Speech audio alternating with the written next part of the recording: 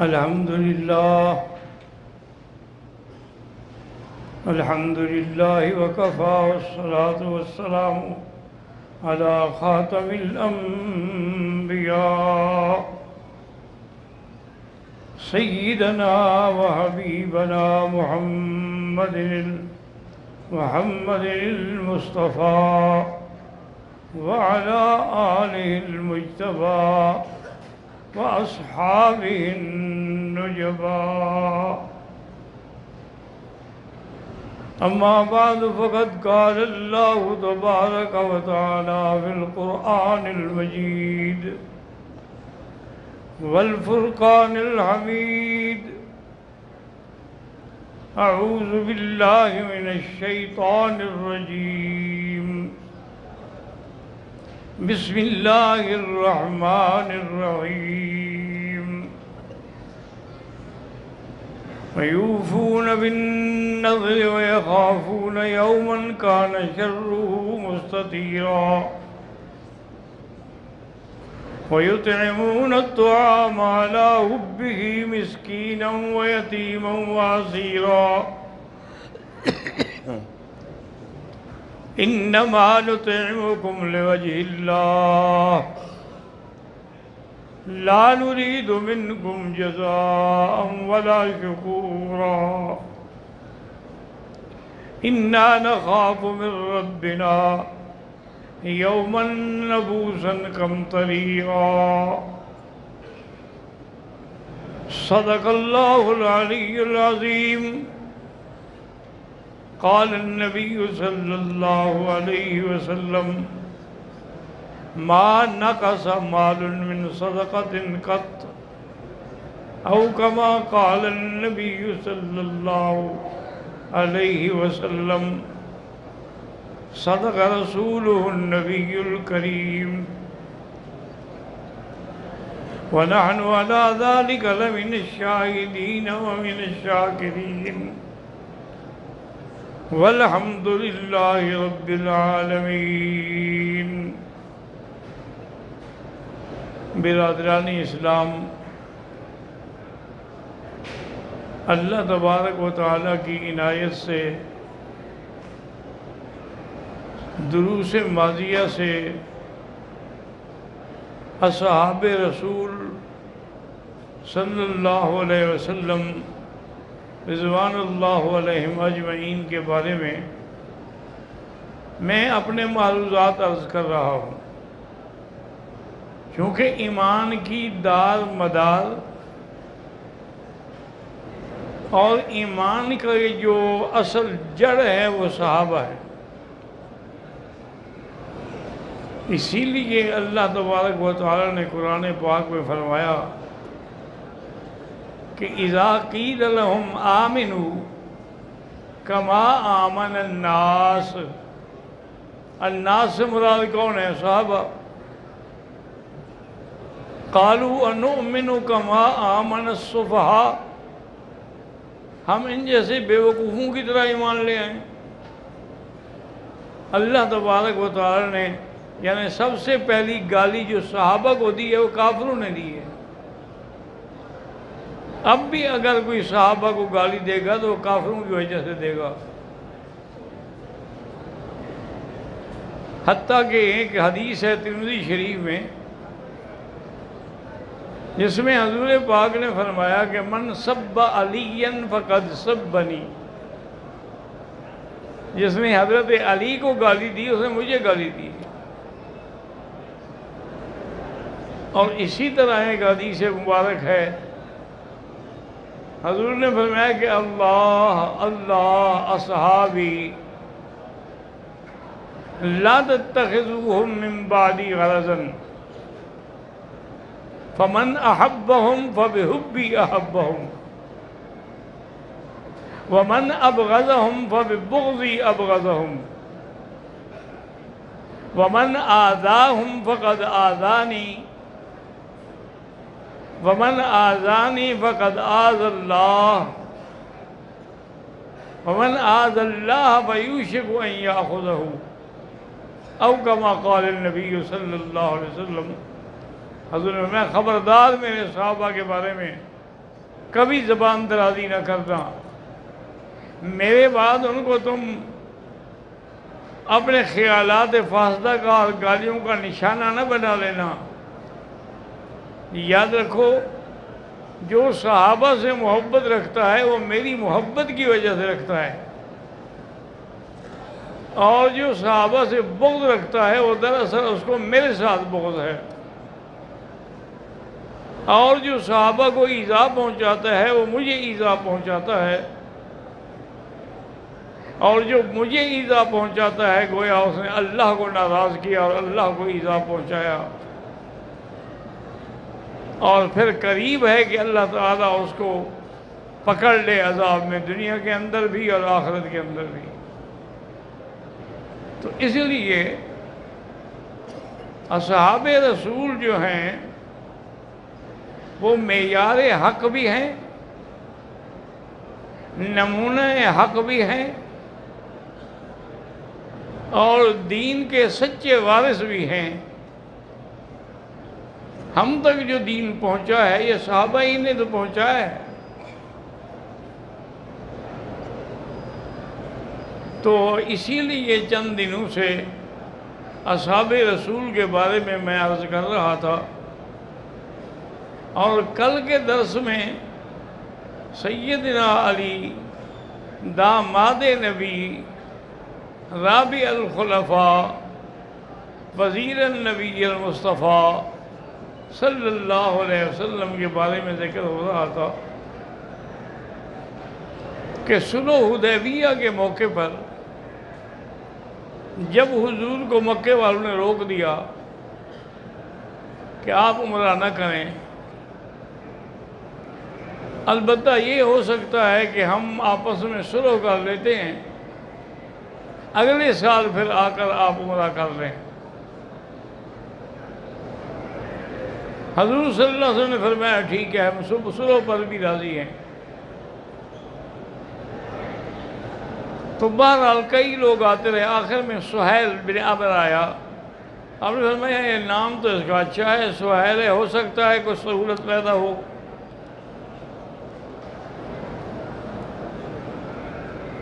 اب جب وہ آئے اور معاہدہ لکھا جائے، اور معاہدے میں بڑی سخت شرطیں تھیں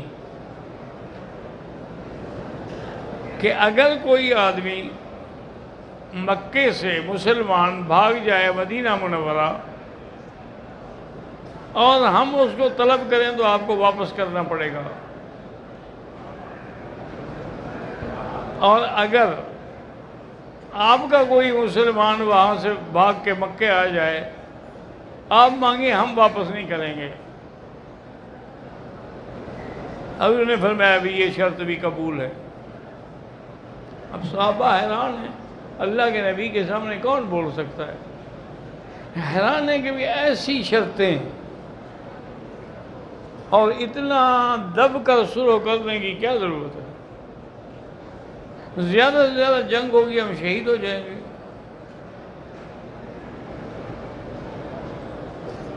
ابھی یہی باتیں چل رہی تھی کہ ابو جندل ابن سہیل، و سہیل کا بیٹا ابو جندل جو ہے وہ پہنچ گیا اسی مقام پر، اور اس کے پاؤں میں بیڑیاں پڑی ہوئی تھیں، اور اس پر اتنا تشدد ہوتا تھا کہ اس بیچارے کا ساری جان چھلی ہوئی تھی۔ سلام کیا، اور سہیل نے بھی اس کو دیکھا تو کہا کہ یا رسول اللہ سب سے پہلے تو آپ میرے بیٹے کو واپس کریں نا۔ اور اللہ کے بندے ابھی دستخط بھی نہیں ہوئے، معاہدہ لکھا بھی نہیں گیا، باتیں ہو رہی ہیں۔ انہوں نے کہا جی نہیں، جب زبانی بات ہو گئی تو پھر اس سے کون پھر سکتا ہے؟ حضور نے فرمایا بھی ابو جندل اتنا عرصہ تم نے مار کھائی ہے تو اب اور بھی صبر کرو، اللہ تعالیٰ تمہیں صبر کا بہت بڑا بدلہ دیں گے، ابھی تمہیں واپس جانا ہوگا۔ اور انہوں نے کہا حضور میں واپس جاؤں گا، لیکن اتنی دیر تو مجھے اجازت دے دیں جتنی دیر میرا باپ بھی بیٹھا ہوا ہے اور معاہدہ لکھا جائے، میں آپ کی زیارت تو کرتا رہوں۔ انہوں نے کہا یہ اجازت تیرا باپ دے گا کیونکہ ہم معاہدہ کر بیٹھے ہیں۔ اس سے جب پوچھا کہ حضرت نے کہا کہ نہیں، میں اجازت نہیں دیتا، تو ابو جندل روتے ہوئے واپس ہو گئے۔ اب جب صلح ہونے لگی تو سب سے پہلے لکھنے والے حضرت علی تھے، کیونکہ حضرت علی رضی اللہ تعالیٰ عنہ جو ہیں یہ کاتب رسول اللہ ہے۔ تو حضرت علی رضی اللہ تعالیٰ عنہ نے لکھا بسم اللہ الرحمن الرحیم، کیونکہ اسلام میں تو ہر چیز کی ابتدا اسی سے ہے۔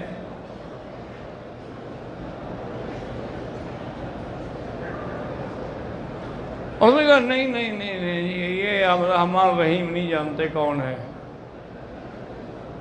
یہ نہ لکھیں، آپ لکھیں بِاسْمِکَ اللہم، اللہ کے نام سے بس۔ الرحمن الرحیم اسی کی صفاتی نہ ہونے کا، نہیں نہیں۔ حضرت نے فرمایا کہ علی اسی طرح لکھو بِاسْمِکَ اللہم۔ حضرت علی رضی اللہ تعالیٰ عنہ نے لکھا بِاسْمِکَ اللہم،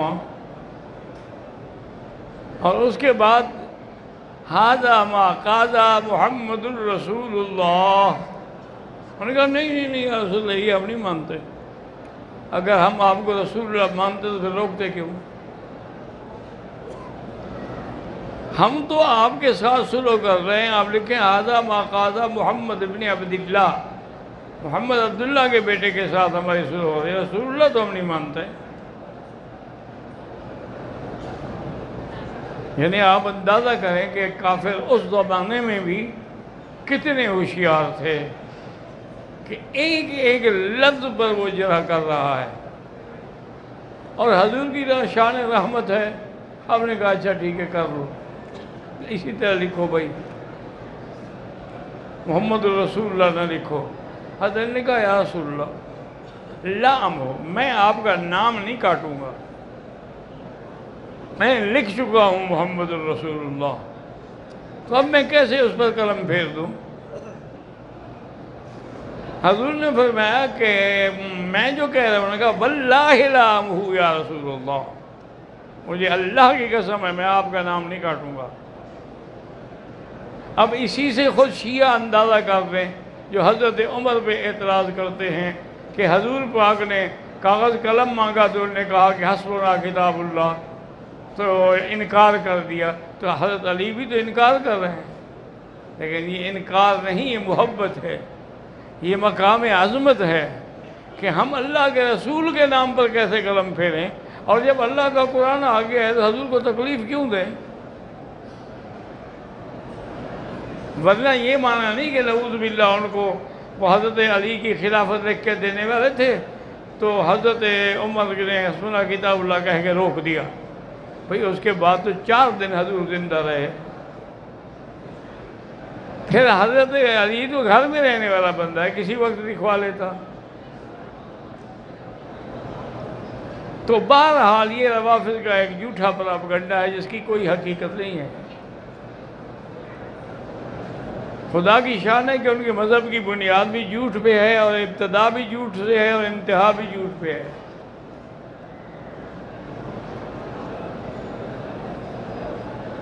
اب صلح ہو جانے کے بعد تو یہ صلح لکھنے والے کون تھے؟ حضرت علی رضی اللہ عنہ۔ صلح ہو گئی، لیکن حضور کو یہ اطلاع ملی کہ حضرت عثمان کو جو آپ نے بھیجا تھا صلح کرانے کے لیے، ان کو تو قتل کر دیا کافروں نے۔ حضور نے فرمایا بایعونی علی الموت، آ جاؤ بیعت کرو میرے ہاتھ پہ کہ ہم مر جائیں گے اور عثمان کا بدلہ لیں گے۔ اور وہ اسی درخت کے نیچے بیٹھ کے حضور صلی اللہ علیہ وسلم نے بیعت لی، جس کا اللہ نے قرآن میں بھی ذکر کیا ہے، لقد رضی اللہ عن المؤمنین اذ یبایعونک تحت الشجرہ۔ تو حضرت علی رضی اللہ تعالیٰ عنہ صلح حدیبیہ میں بھی حضور کے ساتھ تھے، اور اسی طرح جب حضور حج میں تشریف لائے ہیں تو اس وقت بھی حضرت علی حضور کے ساتھ تھے. حضور پاک نے 100 اونٹ ذبح کیا ہے حج والے دن. ہمارے حاجی تو آج کل ڈھونڈتے رہتے ہیں نا کہ سستی بکری کہاں سے ملتی ہے. چل سکے نہ چل سکے بس قربانی ہو گئی، مطلب کہ آپ نے کوئی گوشت کھانا ہے. یہ قربانی تو ایک عظمت ہے، حضرت ابراہیم کی یادگار ہے. اللہ نے جو ان کو بدلہ دیا تھا اسماعیل علیہ السلام کے بدلے میں، فدیناہ بذبح عظیم، یہ وہ چیز ہے. اور جتنا اچھے سے اچھا جانور ذبح کرے گا اتنا ہی اجر ہوگا. حضور پاک نے 100 اونٹ ذبح فرمایا، جس میں سے 63 اونٹ تو اپنے ہاتھ سے ذبح کیے، کیونکہ آپ کی عمر مبارک کتنا تھی؟ 63 سال. تو ہر سال کا ایک اونٹ گویا کہ قربانی ہوا. صحابہ کہتے ہیں کہ عجیب حیرت کی بات تھی کہ ہر اونٹ جو ہے وہ اپنی گردن آگے لے جاتا تھا تاکہ میں حضور کے ہاتھ سے کٹ جاؤں. جانوروں کو بھی عشق تھا محمد مصطفیٰ سے. آج تو ہمارے مسلمان حضور کی شکل بنانے کے لیے بھی تیار نہیں ہیں. آج کل اسی کو بڑا آدمی سمجھا جاتا ہے جو کلید شیو ہو، داڑھی مٹاتا ہو، لباس انگریزی پہنتا ہو، انگریزی بولنا جانتا ہو، چاہے قرآن شریف کا ایک لفظ بھی نہ آئے. ایک دفعہ میں ٹی وی پہ دیکھ رہا تھا، آپ کے ملک میں ایک بہت بڑا وکیل ہے، بہت بڑا بیرسٹر ہے. اس کو قل هو اللہ احد پڑھنی تھی، وہ نہیں پڑھ سکا بیچارہ. کیوں؟ کبھی قرآن دیکھا ہی نہیں تو کیسے پڑھتا غریب؟ کبھی قرآن کھولا ہو، کبھی قرآن پڑھا ہو، کسی استاد سے جا کے اپنی تصحیح کرائی ہو. جن کو عشق ہوتا ہے نا. میرے والد صاحب رحمۃ اللہ علیہ کی عمر اس وقت تقریباً 80 سال تھی. تو آپ اپنے قرآن کی تصحیح کرانے کے لیے جو سب سے بڑے قاری تھے مدینہ منورہ میں، ان کی خدمت میں بیٹھ کے تو پھر نصیحت کرواتے تھے کہ میں صحیح پڑھتا ہوں یا غلط پڑھتا ہوں. اور وہ بھی اتنا استقبال اور اتنا خوش ہو کے کھڑے ہو کے والد صاحب کو ملتے تھے. تو طلباء نے انہوں نے کہا دیکھو وہ عالم ہو کر میرے سامنے صرف قرآن کے لیے طالب بن کے بیٹھا ہوا ہے. تو یہ اس کا اخلاص ہے اللہ کے قرآن کے ساتھ، لہذا میں کیوں نہ احترام کروں. حسن شاعر ان کا نام تھا، بہت بڑے قاری تھے وہ. اکثر لوگ مدینے میں بڑے بڑے قراء ان کے شاگرد، پھر شاگردوں کے شاگرد.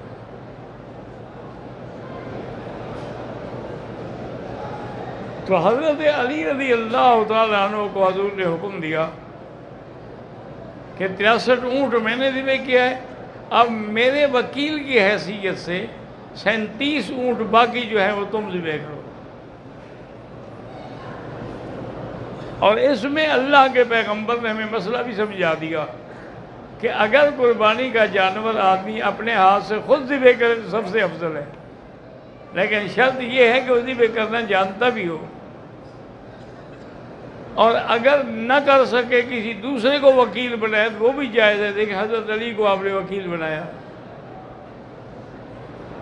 حضور صلی اللہ علیہ وسلم نے جہاں حضرت علی کی فضیلت ثابت ہوئی وہاں ہمیں ایک دین کا اہم مسئلہ بھی سمجھا دیا. اور اسی اثناء میں بریدہ اسلمی نے حضرت علی کے بارے میں کچھ ناگوار باتیں کی اور کچھ شکایت کی. حضور صلی اللہ علیہ وسلم سنتے رہے، کچھ نہیں کہا.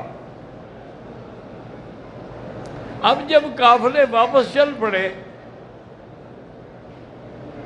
مدینہ منورہ کے لیے تو راستے میں ایک جگہ ہے غدیر خم،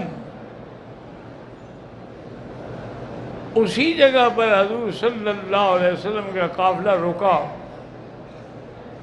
تو آپ نے خطبہ پڑھا اور اس کے بعد آپ نے فرمایا کہ آپ سب لوگوں کو پتہ ہے کہ النبی اولا بالمؤمنین من انفسہم، کہ اللہ کا نبی جو ہے وہ ہر مسلمان کو اپنی جان سے بھی زیادہ پیارا ہوتا ہے۔ اور آپ نے فرمایا کہ دیکھو حضرت علی کی جو شکایت کرتے ہیں وہ سن لیں کہ من کنت مولاہ فعلی مولاہ، میں جس کا دوست ہوں اور محبوب ہوں، علی بھی اس کا دوست اور محبوب ہے۔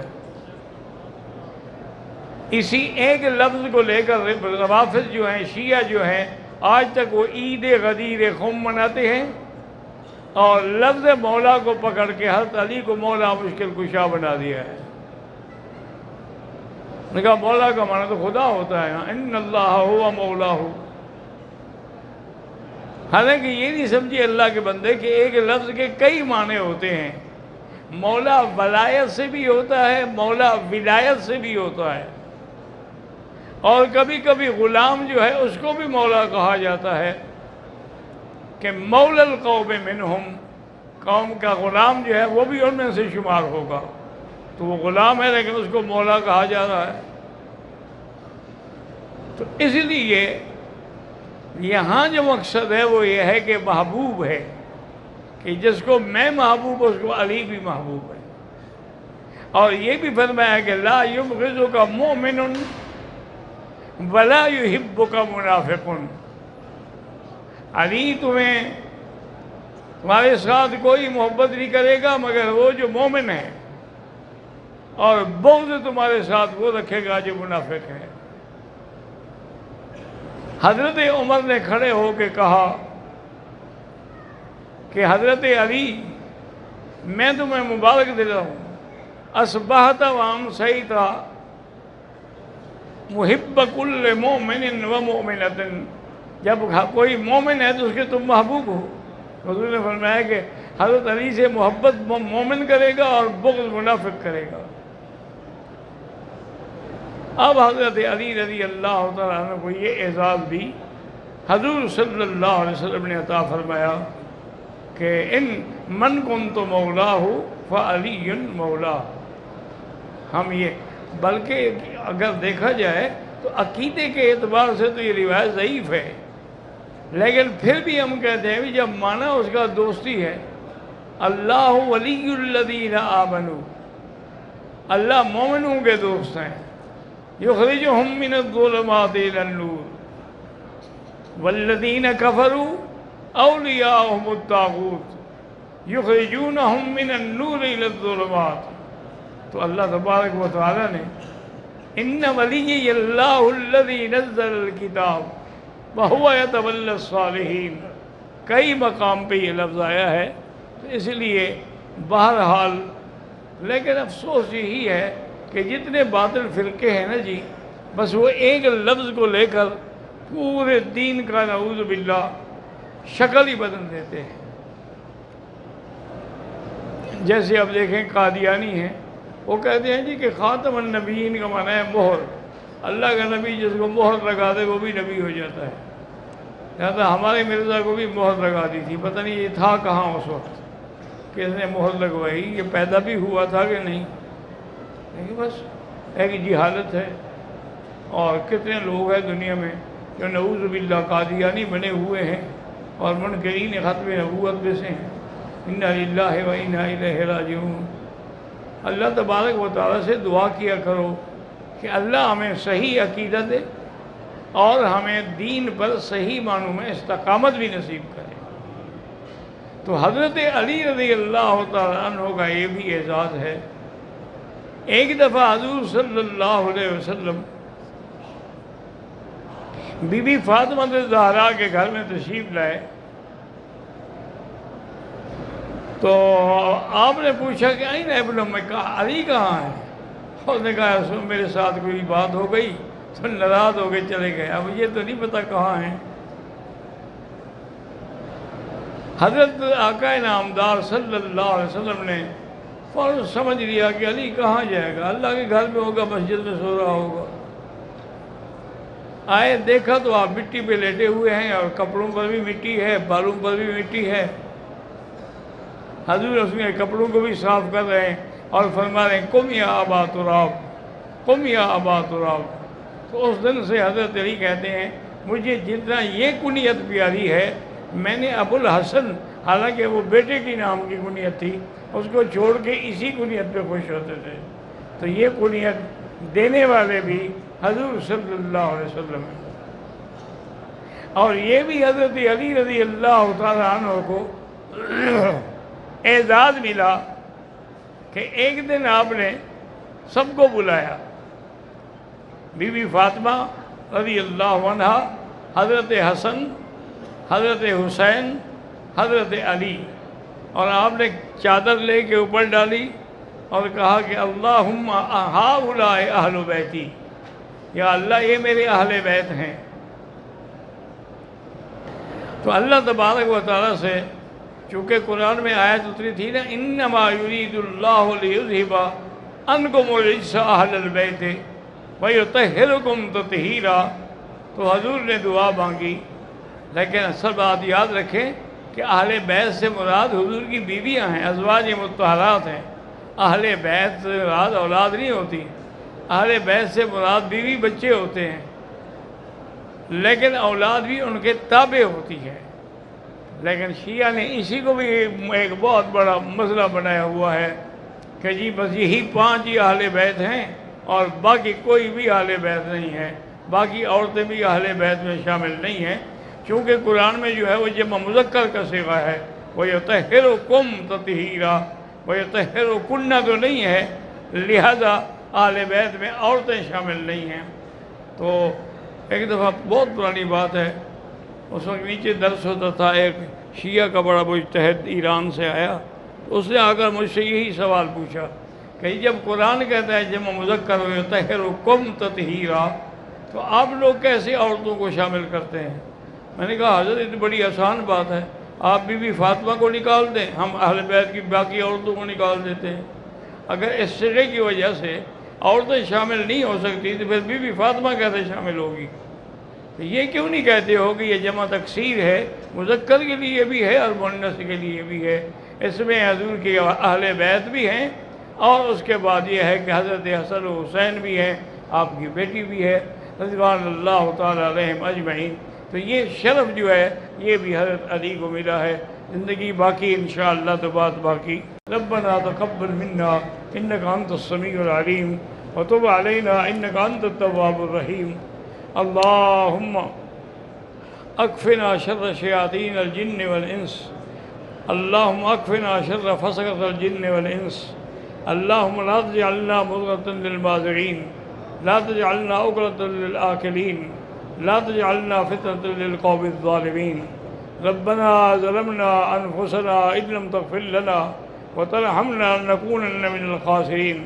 یا اللہ تمام آنے والوں کی حاضری منظور فرما، یا اللہ تمام آنے والوں کا عمرہ منظور فرما، یا اللہ تمام آنے والوں کا حج منظور فرما، یا اللہ ان کی جھولیاں اپنی رحمت سے بھر دے، کسی کو بھی اپنے دروازے سے خالی نہ فرما۔